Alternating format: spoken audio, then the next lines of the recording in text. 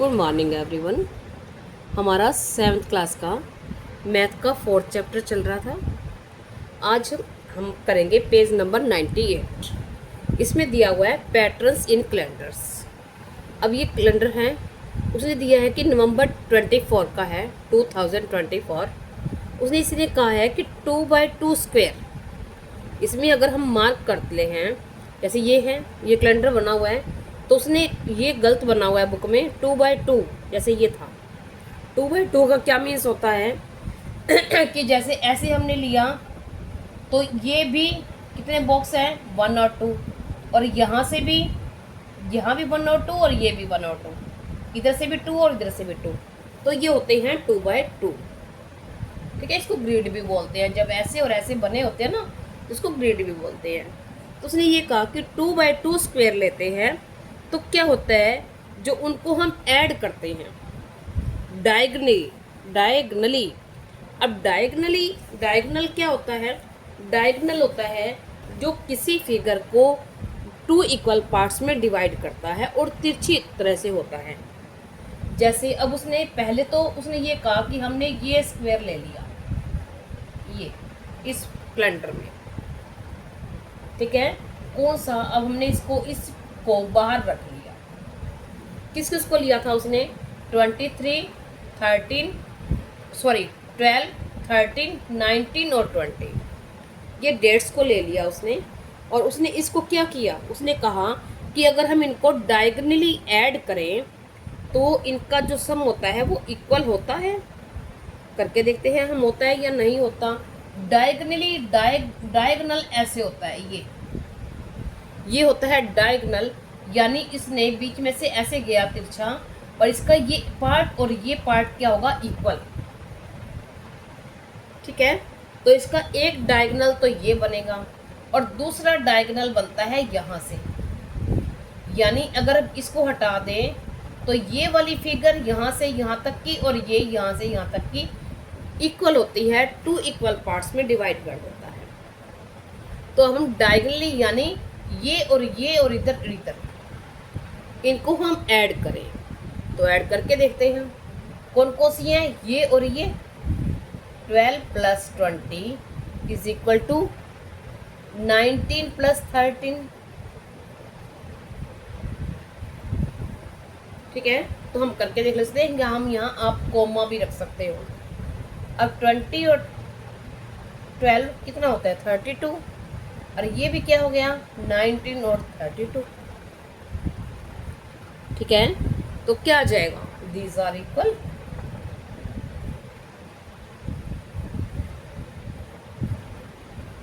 ठीक है, ये हमने करके देख लिया। अब उसने ये कहा है कि ऐसे आप कोई भी ले लो और उसको करके दिखाओ। तो उसने 12 और 13 लिया था। अब उसने ये कहा है कि इसको एक्सटेंड कर दिया जाए अनलिमिटेड रोज में, यानी ये बढ़ता ही जाएगा। जैसे यहाँ 30 है तो 31, 32 बढ़ता जाएगा, फिर और रोज में आ जाएगा, और रोज में यहाँ से यहाँ पता ही नहीं कितने नंबर। अनलिमिटेड का है, उसने लिमिट तो बताई ही नहीं, तो यानी अनलिमिटेड बढ़ता जाए। तो अब क्या करो, कोई और लो। उसने ये कहा कि आप और स्टेप लो, और स्टेप से और नंबर से करके दिखाओ। तो हम कोई भी ले सकते हैं, इसी कैलेंडर में से हम कोई भी ले लेते हैं, कोई भी डायगोनल नंबर्स ले लो। सपोज करो यहाँ आ गया 33, यहाँ 34, तो यहाँ क्या आ जाएगा? 35, 36, 37, 38, 39, 40, 41। तो हम अगर इसको ले लें, आप किसी को भी ले सकते हो, यहाँ से ले सकते हो, यहाँ से इनको भी ले सकते हैं, यहाँ से भी कोई भी नंबर ले सकते हैं। तो हम क्या कर सकते हैं, अब हमने ले लिया 33 और 40, और क्या है 34 और 41। ये हमारा 2x2 का स्क्वायर बन गया। ठीक है, अब हम इसको डायगनली ऐड करके देखते हैं। डायगनल होता है, डायगोनल, ठीक है।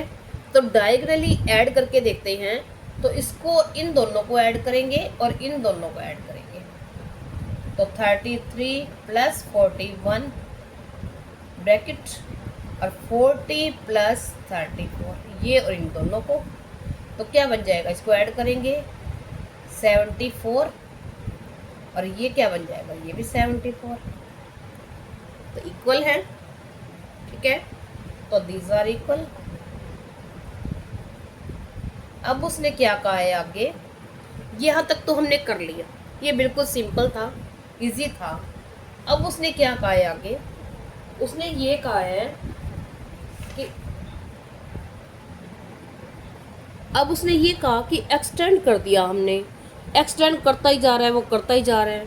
तो यहाँ सपोज करो 88, 8900, मतलब तो हम क्या करेंगे, अगर इतने सारे बहुत सारे हम नंबर्स को कैसे ऐड करेंगे, तो हम क्या करते हैं, जहाँ बहुत ज़्यादा लंबा होता जा रहा है तो वहाँ हम अलजेब्रिक एक्सप्रेशन रख लेते हैं।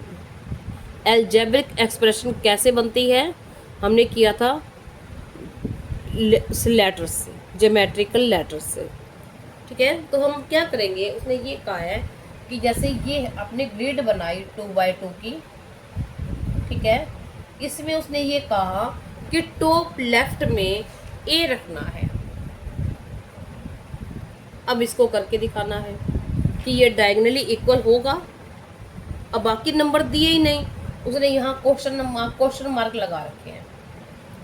अब हमें करके दिखाना है। अब हम किसको ऐड करें, कुछ है ही नहीं, सिर्फ ए ही है। तो हम सोचेंगे कि क्या आएगा।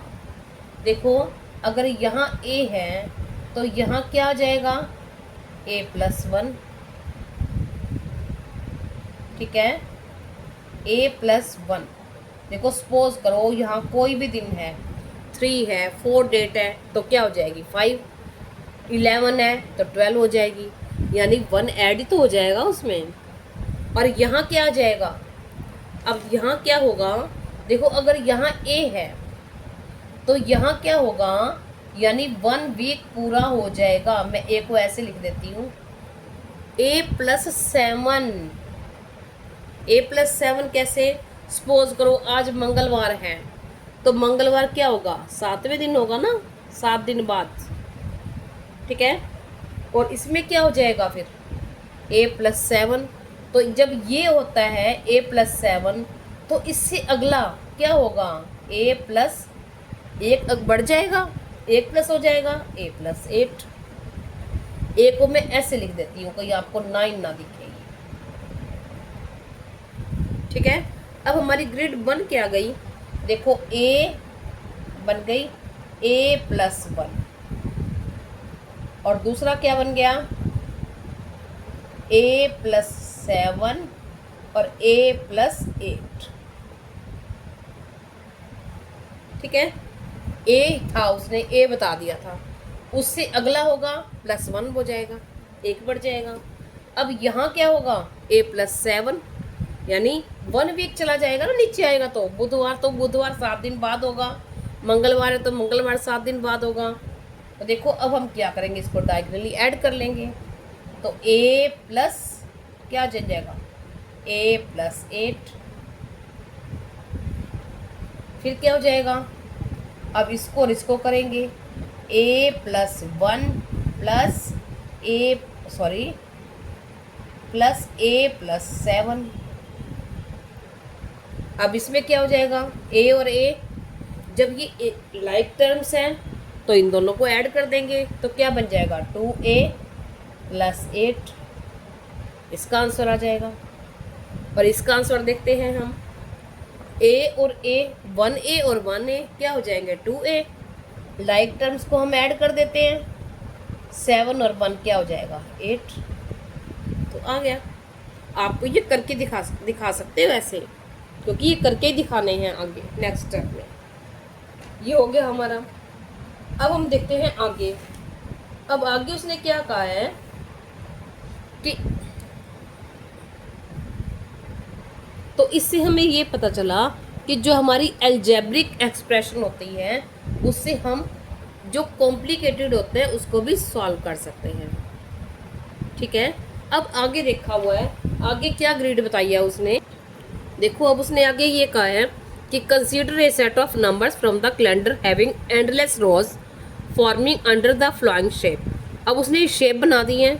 उसने ये कहा है find the sum of all numbers. जब ये कहा हुआ हो कि सम ऑफ ऑल नंबर्स, तो हम क्या करते हैं, सभी नंबर्स को ऐड करते हैं। तो सभी नंबर्स को ऐड करो। Compare it with the number in the centre. Centre का जो नंबर क्या है 15, इसको उससे कंपेयर करो। यानी सम होता है ऐड करने के बाद जो आंसर आता है उसको बोलते हैं योगफल। तो repeat this for another set of numbers that forms this shape. इस तरह की और शेप बनानी है और आपको करके दिखाना है, कंपेयर करके दिखाना है। करके देखते हैं हम। हमने ये बना दी शेप। उसने ये क्या कहा है, उसने कहा है कि सभी नंबर्स को ऐड करो और सेंटर के नंबर 15 से कंपेयर करो। तो हम ऐड कर देते हैं। क्या किया हमने, 8, पहले ये तीनों ले लें फिर ये दोनों ले लेंगे। 8 प्लस, आप कैसे भी ले सकते हो, यहाँ लेके फिर ये रो ले सकते हो, फिर ये रो ले सकते हो। 8 प्लस 14 प्लस 15 प्लस 16 प्लस 22। मैंने रो वाइज ले लिया, first row, second row, third row. तो अब हम इन दोनों को ऐड करेंगे तो आंसर आ जाएगा हमारा 75। तो उसने क्या कहा कि जो आंसर आया है उसको इससे कंपेयर करो। अब अगर हम कंपेयर करते हैं, तुलना करते हैं, तो क्या है, क्या है, the sum of all numbers is 5 times of centre number. यानी जो 75 है वो कैसे है, 15 का कंपेयर करें, 15 5s आर 75, यानी 5 टाइम्स है, 5 गुना है। ठीक है, अब उसने ये कहा है कि आप कोई और सेट बना के देखो। और सेट बना के देख लेते हैं हम। देखिए उसने कहा था कि आप और सेट बनाओ ऐसा। इसका तो हमने कर लिया था, इन सबको ऐड किया तो 55 आया, 75। तो 75 क्या है, सेंट्रल नंबर का 5 टाइम्स, 5 गुना। अब हम इसका करके देखते हैं। उसने ये कहा है कि क्या हमेशा ऐसा ही रहेगा, तो हम करके देखते हैं। ऐसा है तो हमने ये नंबर ले लिए, उसमें से किसके नंबर हैं, ये कैलेंडर के नंबर हैं। तो हमने क्या किया, सभी को ऐड करो। तो किसको ऐड करेंगे, 13 प्लस 19 प्लस 20 प्लस 21 प्लस 27। अब ये बन जाएगा 10 और 10 20, 0 2 2 3 4 6 8 10, तो 100। इनको ऐड किया तो क्या आ गया, 100।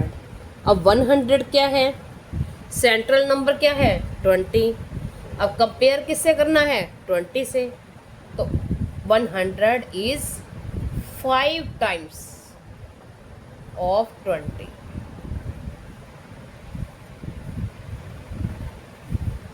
ठीक है,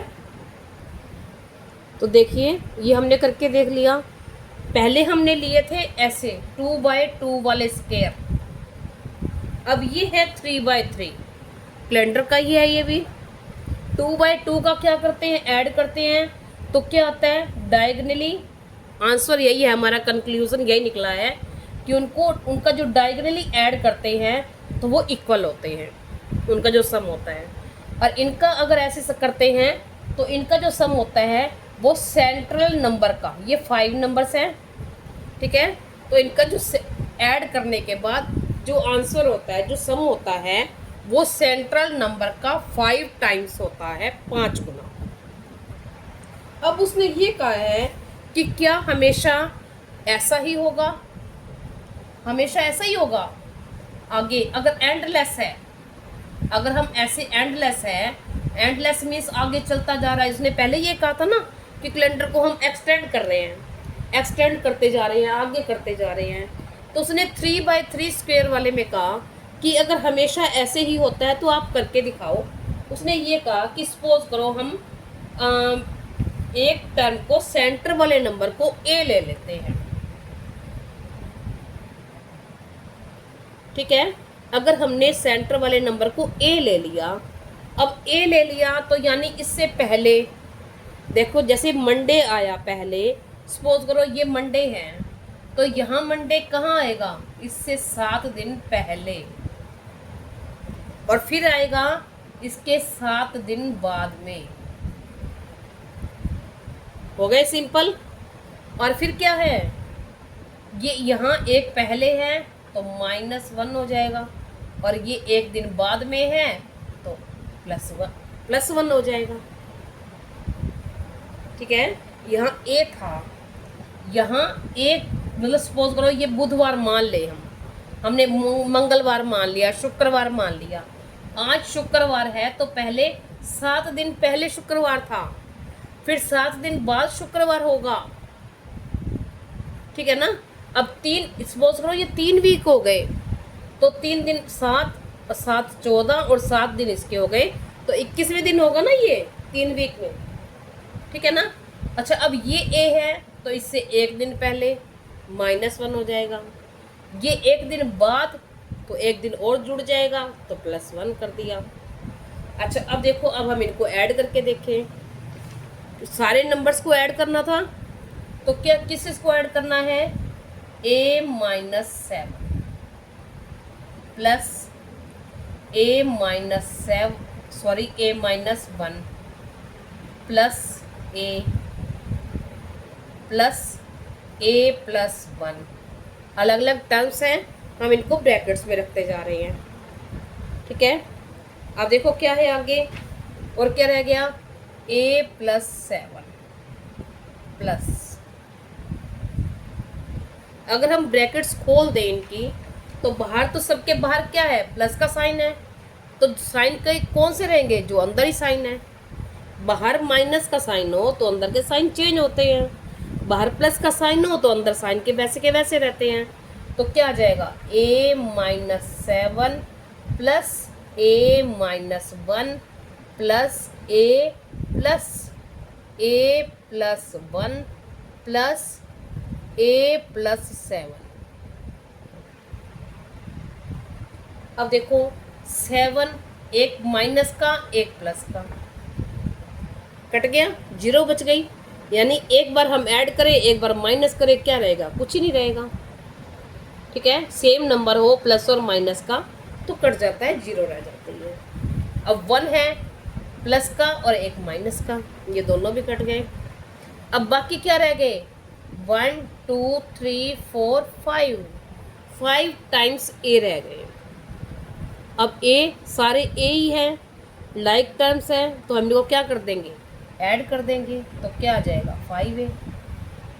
तो सेंट्रल नंबर क्या था, तो central number is equal to A, तो यहाँ हम लिख दें sum of all numbers is equal to 5a, हो गया, ठीक है। यही किया ना हमने, तो क्या है, तो आंसर इज, या सम इज, आंसर मतलब लिखो, सम लिखो, sum of all numbers is 5 times then centre number A, ठीक है। तो जो 5a है वो सेंटर नंबर ए का 5 टाइम्स है। अब यहाँ उसने कुछ भी नंबर नहीं दिया था, उसने ये कहा कि सेंटर का ए नंबर लो और आप करके दिखाओ क्या हमेशा एंडलेस हो। और इसको क्या करते हैं, हम एल्जेब्रिक एक्सप्रेशन बनाते हैं जब हमसे ये सॉल्व नहीं हो रहा होता, ठीक है। तो एल्जेब्रिक एक्सप्रेशन हमारे सॉल्यूशन को इजी बनाता है। अब हम देखते हैं आगे, देखिए आगे है हमारा मैच स्टिक पैटर्न्स। अब मैच स्टिक पैटर्न्स में क्या बताया उसने ये कहा है कि ट्रायंगल बना दिए, उसने माचिस की तीलियों से उसने ट्रायंगल बना दिए, उसने देखो यहाँ ऐसे 2 मैच स्टिक्स रखी और एक यहाँ रख दी, ये ट्रायंगल बन गया। यहाँ उसने एक ट्रायंगल बनाया था, 2 मैच स्टिक्स यहाँ रख दी और फिर उसने 2 ट्रायंगल बना दिए। यहाँ उसने फिर ऐसे ये बना हुआ था, फिर उसने 2 मैच स्टिक्स और रख दी और ये बन गया और 3 ट्रायंगल। देखो यहाँ है 1 ट्रायंगल, यहाँ है 1 और 2, कितने ट्रायंगल हो गए 2। यहाँ 1 2 और 3 और 1 2 3 और 4। ठीक है। अच्छा एक बात और देखिए, हम स्टेप देखें, उसने स्टेप काउंट करें तो हम स्टेप काउंट कर रहे हैं। यहाँ फर्स्ट स्टेप कितने ट्रायंगल बने 1, सेकंड स्टेप में 2, थर्ड स्टेप में 3, फोर्थ स्टेप में 4, ऐसे ही आगे चल रहे हैं। यानी 5 स्टिक में 5, जितने स्टेप हैं उतने ही ट्रायंगल बनते जा रहे हैं। अच्छा एक बात और देखो यहाँ से यहाँ तक बना हुआ था। ट्रायंगल बनाने के लिए हमें 3 साइड चाहिए होती हैं, तो 3 मैच स्टिक चाहिए ना। अब ये तो बनी हुई थी, अब उसने यहाँ से एक और रख दी और एक और यहाँ लगा दी, ये उसका सेकंड स्टेप बन गया। तो उसके ये इसमें इंक्लूड हो गई ना, ये साइड इसकी तो थी पहले, इसके साथ भी बन गई। तो यहाँ मैच स्टिक पहले लगी हुई थी, इसको यहाँ दोबारा लगाने की ज़रूरत नहीं पड़ी। और उसने पहली बार कितनी लगाई थी 3 और